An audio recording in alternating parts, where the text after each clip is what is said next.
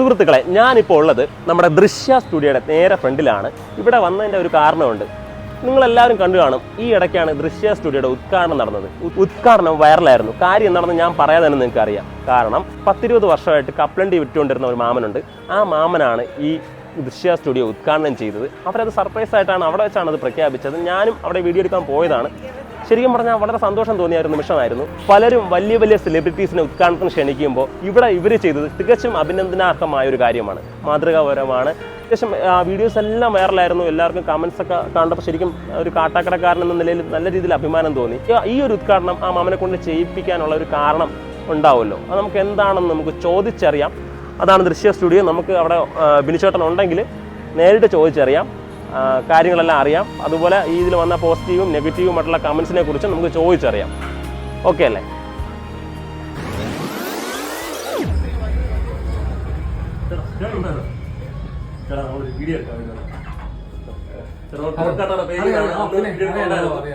ചേട്ടാ, നമ്മൾ വന്നത് അന്നത്തെ വിശേഷങ്ങളൊന്നും ചോദിച്ചറിയാൻ വേണ്ടിയിട്ടാണ്. നമ്മുടെ പരിപാടിയും കാര്യങ്ങളെല്ലാം വൈറലായിരുന്നു, വീഡിയോസ് എല്ലാം വൈറലായിരുന്നു. അപ്പോൾ ഒത്തിരി കമൻസും കാര്യങ്ങളൊക്കെ വന്നിട്ടുണ്ട്. അപ്പോൾ ചേട്ടൻ്റെ അടുത്ത് അന്ന് നടന്ന കാര്യങ്ങൾ എന്തൊക്കെയാണെന്ന് ചോദിച്ചറിയാൻ വേണ്ടിയിട്ടാണ് വന്നത്. ഓക്കെ. അപ്പോൾ ഈ ദൃശ്യ സ്റ്റുഡിയോയുടെ ഉടമയായ ദൃശ്യ ബിനിച്ചേട്ടൻ നമ്മുടെ ഒപ്പം ഉണ്ട്. നമ്മുടെ വീഡിയോസ് എല്ലാം വൈറലായിരുന്നു. ഒത്തിരി കമന്റ്സ് ഒക്കെ ഞാൻ കണ്ടു. എങ്ങനെയുണ്ട് ചേട്ടന് കിട്ടിയ ഫീഡ്ബാക്ക്? ഒത്തിരി എന്ന് പറഞ്ഞു കഴിഞ്ഞാൽ അതിന്റെ അന്ന് ഉച്ച തൊട്ട് തന്നെ നിങ്ങളെ ട്രോൾ കാട്ടാക്കടയിൽ നിന്ന് സ്റ്റാർട്ട് ചെയ്തു. ബാക്കിയുള്ള ഓൺലൈൻ ചാനലില് മറ്റുള്ള ചാനലിൽ എല്ലാത്തിലും ഈ ന്യൂസിൽ വന്നു തുടങ്ങിയപ്പോഴത്തേന് ഒത്തിരി പേര് എന്നെ വിളിച്ച് അഭിനന്ദനങ്ങൾ അറിയിച്ചു. പിറ്റേന്ന് രാവിലെ ഞാൻ ഉറക്കത്തിൽ കിടക്കുമ്പോഴത്തേക്ക് എന്നെ പലരും വിളിക്കുന്നു. പുറത്തുള്ള ഒരുപാട് പേര്, എൻ്റെ ഫ്രണ്ട്സ് പറയുന്നതിലുള്ള ഒത്തിരി പേര് ഞാൻ വർക്കെടുത്ത് പുറത്തോട്ട് പോയിട്ടുള്ള ആൾക്കാർ, കൂടുതലും പുറത്തുനിന്നുള്ള ആൾക്കാരാണ് എന്നെ കൂടുതലും ഫോണിൽ വിളിച്ച് സംസാരിച്ചിട്ടുണ്ടായിരുന്നത്. ഇപ്പം ഗൾഫിൽ നിന്നുള്ള പലരും വിളിച്ചിട്ട് അവിടെയുള്ള ചാനലിൽ, യൂട്യൂബ് ചാനലിൽ മൊത്തത്തിൽ വൈറലായി നിൽക്കുന്ന ഒരു സാധനമാണ്. അഭിനന്ദനങ്ങൾ അറിയിച്ചുകൊണ്ട് ഒത്തിരി പേര് ഭയങ്കര സന്തോഷം തോന്നി എനിക്കതിൽ. അത് ഞാൻ നമ്മളെ മാമനായിട്ടും ആ ഒരു സന്തോഷം പങ്കുവയ്ക്കുകയുണ്ടായി. അന്ന് തന്നെ വന്നിട്ട് അപ്പോൾ മാമന് ഭയങ്കര സന്തോഷം ഉണ്ടായിരുന്നു. പറയണ്ട, അത് കഴിഞ്ഞിട്ട് ഞാൻ വർക്കിന് പോയപ്പോഴത്തേക്ക് എല്ലാ പേരും വന്നിട്ട് എൻ്റെ ഇങ്ങോട്ട് വന്നിട്ട്, ചേട്ടാ നിങ്ങളെ സ്ഥാപനം നിങ്ങൾ ഉദ്ഘാടനം അറിയിച്ചില്ല, പക്ഷെ നമ്മളെല്ലാവരും അറിഞ്ഞു. നിങ്ങളുടെ സ്ഥാപനം അത്രയ്ക്ക് നിങ്ങൾ ചെയ്ത ഒരു ഉദ്ഘാടനത്തിന് വേണ്ടിയിട്ട് നിങ്ങൾ കണ്ടെത്തിയ ഒരു വ്യക്തി, നിങ്ങൾ അങ്ങനെ ചെയ്തത് നിങ്ങൾക്ക് അങ്ങനെ ഏറ്റത്തെ അഭിനന്ദനം അറിയിക്കണം എന്ന് പറഞ്ഞിട്ട് ഒത്തിരി പേരുടെ കമൻസ് കേൾക്കേണ്ടി വന്നു. അതിൽ എനിക്ക് വളരെയധികം അങ്ങേറ്റത് സന്തോഷമുണ്ട്. ഞാൻ ചെയ്തതിൽ ഒരു തെറ്റുമില്ല. ഞാൻ ഉദ്ഘാടനത്തിന് അദ്ദേഹത്തിനെ വിളിച്ചതിലും വളരെയധികം എനിക്ക് സന്തോഷമായിട്ടാണ് പിന്നീട് തോന്നിയിട്ടുണ്ടായത്. തീർച്ചയായും കാട്ടാക്കടക്കാരൻ എന്ന നിലയിൽ നമുക്ക് എല്ലാവർക്കും ഇത് അഭിമാനമായിരുന്നു. തീർച്ചയായും കാട്ടാക്കട എന്നുള്ള ഒരു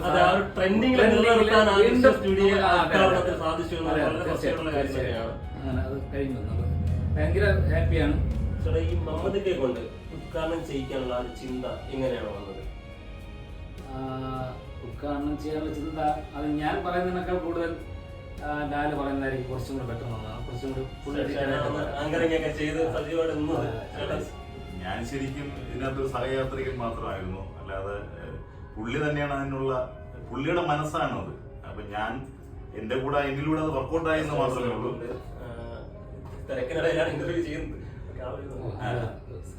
വരും ഇത് ഈ സ്ഥാപനം എടുത്തിട്ടിട്ട് തന്നെ ഏകദേശം ഒരു 1.5 വർഷത്തോളം അദ്ദേഹം വാടക കൊടുത്ത് ഇങ്ങനെ കണ്ടിന്യൂ ചെയ്ത് പോയതാണ്. അപ്പോൾ ഉദ്ഘാടനം പല കാരണങ്ങളാൽ ഇങ്ങനെ വൈകി പോയി.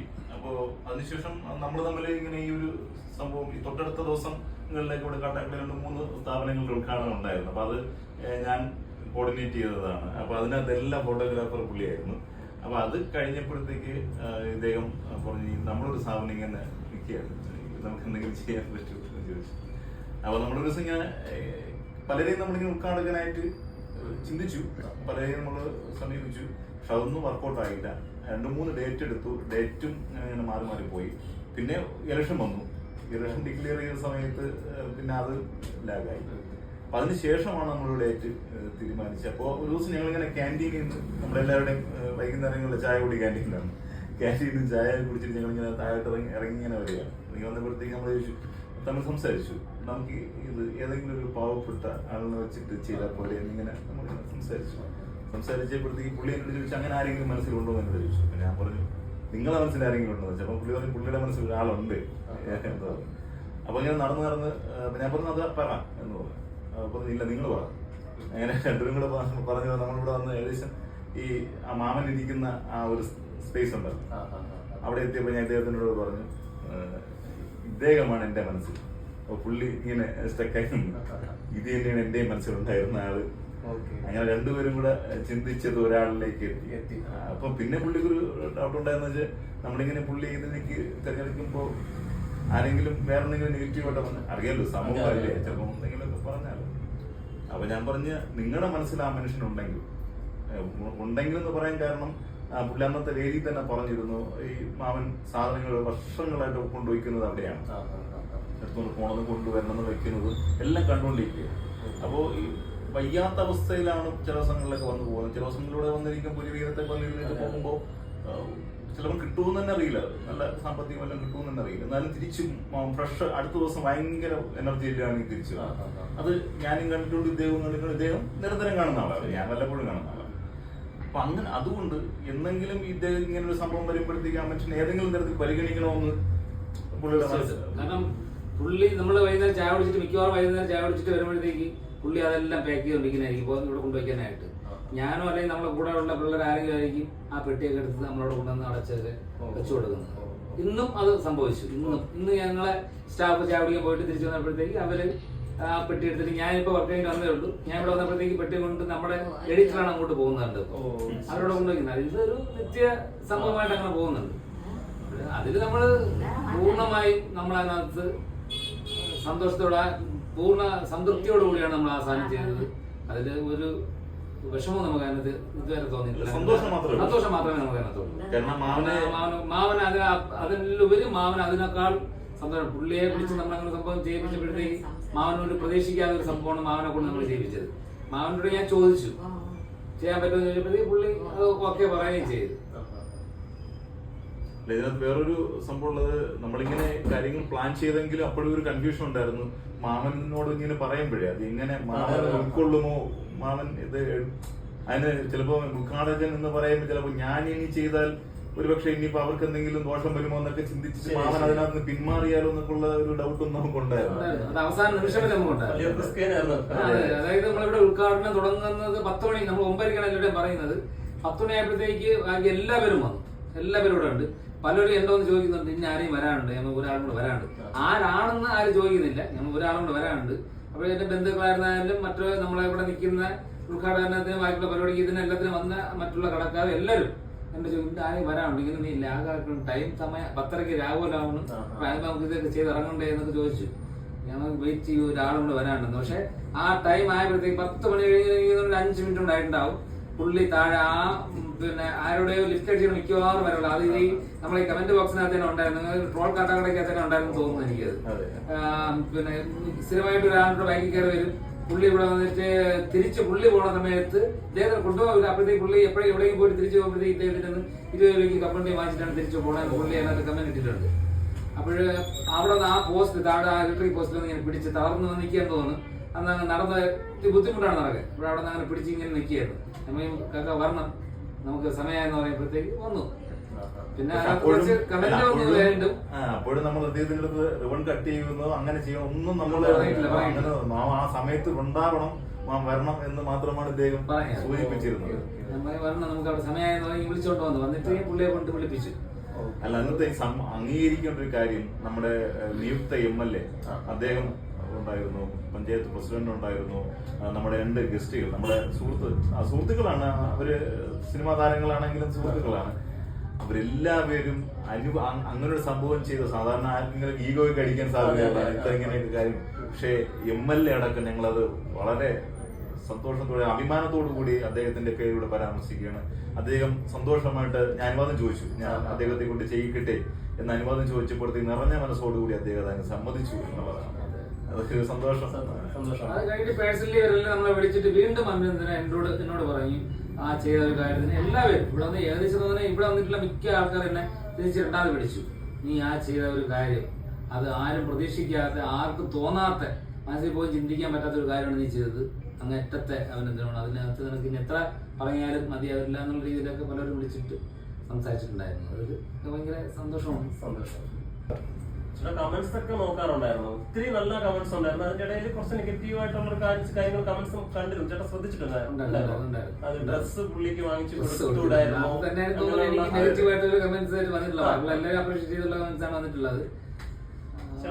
അല്ല, അതിനകത്ത് നമ്മള് അത് എനിക്ക് തോന്നുന്നു അത് വീഡിയോ പുറത്തു പോയപ്പോഴേ ഓരോ ചാനലും അവരവരുടെ ടെലികാസ്റ്റിംഗ് മെത്തേഡിനനുസരിച്ചിട്ടായിരിക്കുമല്ലോ, എഡിറ്റോറിയൽ പോളിസിക്ക് അനുസരിച്ചായിട്ടായിരിക്കും വീഡിയോ കട്ട് ചെയ്തെന്നും എഡിറ്റ് ചെയ്തെന്നും കയറുന്നത്.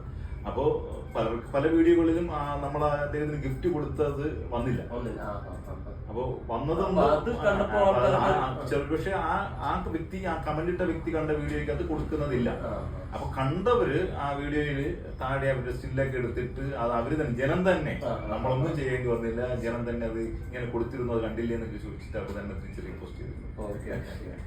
അതൊക്കെ ഒരു വലിയ സന്തോഷം. കാര്യം മുണ്ടും ഷർട്ടും അത് നമ്മൾ നേരത്തെ വാങ്ങി കരുതിയിരുന്നു. അത് ആ സമയത്ത് അദ്ദേഹം, അത് നമ്മൾ പറഞ്ഞു, നമ്മുടെ ഹൃദയമാണ്, നമ്മൾ ഹൃദയത്തോട് ചേർത്ത് വെച്ച് നമ്മുടെ മനസ്സാണ്, നമ്മുടെ സ്നേഹമാണെന്ന് പറഞ്ഞ അദ്ദേഹത്തിന് അത്രത്തോളം നമ്മൾ കൊടുക്കാവുന്നതിന്റെ പരമാവധി ബഹുമതി, അല്ലെങ്കിൽ അത് ആ മനുഷ്യൻ എന്താണോ നമ്മൾ അർഹിക്കുന്നത് അതിന്റെ മാക്സിമം കൊടുത്തതാണ് നമ്മൾ ആ വേദിയിൽ നിന്ന് അദ്ദേഹത്തിന് 20 വർഷത്തോളമായി പ്രവർത്തിച്ചു വരുന്ന സ്ഥാപനമാണ് ദൃശ്യ സ്റ്റുഡിയോ. ഇത്രയും കാലം ബസ് സ്റ്റാൻഡ് പിറകിലായിരുന്നു, ഇപ്പോൾ മുന്നിലോട്ട് എത്തിയിരിക്കുന്നു. എങ്ങനെയുണ്ട് ഇവിടുത്തെ കാര്യങ്ങളൊക്കെ ഇപ്പോൾ? 20 വർഷത്തിന് ശേഷം എന്നുള്ള പറയുമ്പോഴത്തേക്ക് 2006 ജൂൺ 6-ാം തീയതിയാണ് ഞാൻ സ്റ്റാർട്ട് ചെയ്യുന്നത്. ആ സമയത്ത് ഞാൻ ബസ് സ്റ്റാൻഡിന്റെ മുന്നിലായിരുന്നു. ഞങ്ങളെ പിന്നിലാക്കിയാണ് ബസ് സ്റ്റാൻഡ്, KSRTC നമ്മളെ പിന്നിലാക്കിയാണ്. ആ മതിൽ കെട്ടി എന്നെ വെച്ച് ഞങ്ങളെ പിന്നിലോട്ട് ആക്കിയാണ്. പക്ഷേ ആ സമയത്ത് എനിക്ക് അത്യാവശ്യം സ്റ്റുഡിയോ വർക്ക് കുറവാണെങ്കിലും നല്ല രീതിയിൽ എനിക്ക് വെഡ്ഡിങ് വർക്ക് ഉണ്ടായിരുന്നു. അത് അന്നുകൊണ്ട് ഇന്നുകൊണ്ട് വെഡ്ഡിങ് വർക്കിൽ ഞങ്ങൾ എന്തൊക്കെ പറഞ്ഞാലും കാട്ടാക്കട ഞങ്ങൾ ടോപ്പാണ്. ഓക്കെ, നല്ല, എനിക്ക് ഒത്തിരി നല്ല വർക്കുണ്ട്, ഇല്ലെന്ന് ഞാൻ പറയുന്നില്ല. നല്ല രീതിയിൽ വെഡ്ഡിങ് വർക്ക് എനിക്ക് നന്നായിട്ട് ചെയ്യാൻ പറ്റുന്നുണ്ട്. അപ്പോഴേ അത് അങ്ങനെ തന്നെ പോകുന്നുണ്ട്. പക്ഷേ ഇപ്പോൾ അവിടെ നിന്ന് ഇങ്ങോട്ട് മാറിയപ്പോഴത്തേക്ക് സ്റ്റുഡിയോ സെറ്റിങ് ബാക്കിയുള്ള വർക്കുകൾ, അതായത് സ്റ്റുഡിയോ പർപ്പസ് ഇപ്പോൾ കുറച്ച് കൂടിയിട്ടുണ്ട്. കൂടിയെന്ന് പറഞ്ഞാൽ ഇപ്പോൾ ഒരാഴ്ച ആയിട്ടല്ലേ ഉള്ളൂ. ഈ ഒരാഴ്ച തന്നെ എനിക്കത് മനസ്സിലായിട്ടുണ്ട്. അത്യാവശ്യം കുഴപ്പമില്ല. ആൾക്കാർ നമ്മൾ ഇത്രയും കുറച്ചും കൂടി ഓപ്പൺ ഏരിയയിലോട്ട് വന്നപ്പോഴത്തേക്കാണ് ആൾക്കാർ കുറച്ചും കൂടി അറിയും ദൃശ്യ സ്റ്റുഡിയോ ഉണ്ട്. പക്ഷേ ഇന്ന ഏത് ഭാഗത്താണെന്നുള്ളതൊക്കെ പലർക്കും അറിയില്ല. കാരണം ഈ ബോർഡ് വെച്ചിട്ട് പോലും പലരും ശ്രദ്ധിക്കപ്പെടാതെ പോകുന്നുണ്ട്. ഇപ്പോൾ നമ്മൾ ഇങ്ങോട്ട് മാറിയപ്പോഴത്തേക്ക് അത് തീർച്ചയായിട്ടും നല്ലൊരു മാറ്റം തന്നെ കാണുന്നുണ്ട്. അത് ഇനി ദിവസം ചെല്ലുന്തോറും നല്ല രീതിയിൽ കൂടിക്കൊണ്ടിരിക്കുന്നില്ല എന്നുള്ളത് ഉറപ്പാണ്. നല്ല രീതിയിൽ വരുന്നുണ്ട്, കുഴപ്പമില്ല. അത്യാവശ്യം പിന്നെ വെഡ്ഡിങ് വർക്ക് നല്ല രീതിയിൽ നമ്മൾ ചെയ്ത് കൊടുക്കുന്നുണ്ട്. വർക്ക് ഒത്തിരി വരുന്നുണ്ട്. വെഡ്ഡിങ് പർപ്പസ് കുറച്ച് കൂടുതലായിട്ട് പറയുന്നുണ്ടെങ്കിൽ നല്ല രീതിയിൽ പാക്കേജുകൾ നമ്മൾ പ്രൊവൈഡ് ചെയ്യുന്നുണ്ട്. അതിൽ ആൾക്കാർക്ക് ഓക്കെയാണ്, നല്ല രീതിയിൽ എൻക്വയറി വരുന്നുണ്ട്. നന്നായിട്ട് നമ്മൾ വർക്ക് കൊടുക്കുന്നുണ്ട്. പാക്കേജുകൾ ഞാൻ നമ്മളെ പേജ് വഴി അല്ലാതെയൊക്കെ നമ്മൾ കൊടുക്കുന്നുണ്ട്. പിന്നെ വിളിച്ച് ചോദിക്കുന്നുണ്ട്. അതെല്ലാം ഓക്കെയാണ്. നമ്മൾ നല്ല രീതിയിൽ തന്നെയാണ് കാര്യങ്ങൾ മുന്നോട്ട് കൊണ്ടുപോയിക്കൊണ്ടിരിക്കുന്നത്. ഓക്കെ. ലാലഴകൻ ചേട്ടൻ, എന്തൊക്കെയുണ്ട് ചേട്ടന്റെ വിശേഷങ്ങൾ? എനിക്ക് പ്രത്യേകിച്ച് വിശേഷമൊന്നുമില്ല. നമ്മള് ഇപ്പം എന്തായാലും ഒരു വലിയ സന്തോഷം. കാരണം ഇദ്ദേഹത്തിൻ്റെ ഒരു വർക്കിൻ്റെ ഭാഗമായി നിന്നതുകൊണ്ടാണല്ലോ ഇങ്ങനൊരു ഫ്രെയിമിൽ തന്നെ വരാൻ സാധിച്ചത്. അത് ട്രോൾ കാട്ടാക്കടയിൽ എന്ന് പറഞ്ഞാൽ പ്രത്യേകിച്ച് കാട്ടാക്കടയിലുള്ളവർക്ക് പരിചയപ്പെടുത്തേണ്ട കാര്യമൊന്നുമില്ല. ട്രോൾ കാട്ടാക്കട അത്രമാത്രം ഈ നമ്മുടെ ഈ വീഡിയോ ഏറ്റവും കൂടുതൽ കാട്ടാക്കട പ്രദേശത്തുള്ള, കാട്ടാക്കടയ്ക്കും അപ്പുറത്ത് ഇപ്പോൾ ഒരുപാട് സ്ഥലങ്ങളിൽ നിന്ന് അദ്ദേഹത്തിന് വിളി വരുന്നുണ്ട്. എന്നെ കാണുന്നവർ എന്നോടത്ത് എൻ്റെ ശബ്ദം ഉൾപ്പെടെയാണ് ആ വീഡിയോ എല്ലായിടത്തേക്കും പോയിരിക്കുന്നത്. ഒരു അവതാരകൻ എന്ന നിലയിൽ എനിക്ക് കിട്ടുന്ന ഏറ്റവും വലിയൊരു അംഗീകാരമായിട്ട് ഞാൻ കാണുന്നു. അപ്പോൾ അത് ദൈവം സഹായിച്ച് മുന്നോട്ട് പോകണം, അങ്ങനെ തന്നെ പോകണം. അദ്ദേഹത്തിനും നല്ലത് ഉണ്ടാവണം, എല്ലാവർക്കും നല്ലത് വരണമെന്നുള്ള ചിന്തയാണ്. അപ്പോൾ നാളെ മറ്റന്നാൾ പുതിയ വിശേഷങ്ങളുമായിട്ട് വരാൻ ദൈവം തീർച്ചയായിട്ടും അനുഗ്രഹിക്കട്ടെ. എല്ലാ കാര്യത്തിനും ഉണ്ടായിരുന്ന ലാലഴകമാണ്, എല്ലാ കാര്യത്തിനും കൂടെ തന്നെ ഉണ്ടായിരുന്നത്. നമ്മൾ ഡേറ്റ് നിശ്ചയിച്ച നാൾ മുതൽ ലാസ്റ്റ് നമ്മൾ ഉദ്ഘാടനത്തിൻ്റെ അന്ന് വരെ എല്ലാ കാര്യത്തിനും എൻ്റെ കൂടെ ഒപ്പം നിന്ന ഒരാളാണ്. അതിലങ്ങറ്റം ഞാൻ അദ്ദേഹത്തിനോട് കടപ്പെട്ടിരിക്കുകയാണ്. എന്തായാലും ട്രോൾ കാട്ടാക്കട, അതെ, ട്രോൾ കാട്ടാക്കടയാണ്. കാട്ടാക്കടയിൽ നമ്മളെ അത്യാവശ്യം ഇപ്പോൾ ഈ ഉദ്ഘാടനം വലിയൊരു റീച്ചിലേക്ക് എത്തിച്ചിരിക്കുന്നത്. അപ്പോൾ എല്ലാവിധ നന്ദിയും സ്നേഹവും ഇഷ്ടവും ട്രോൾ കാട്ടാക്കടയുടെ എല്ലാ പ്രിയപ്പെട്ടവർക്കും നൽകുകയാണ്. Thank you. സന്തോഷം. എല്ലാവർക്കും ആശംസകൾ. എന്തായാലും തുടർന്നുള്ള കാര്യങ്ങളും മനോഹരമായിട്ട് മുന്നോട്ട് പോട്ടെ. രണ്ടുപേർക്കും ആശംസകൾ ട്രോൾ കാട്ടയുടെ. ഓക്കെ.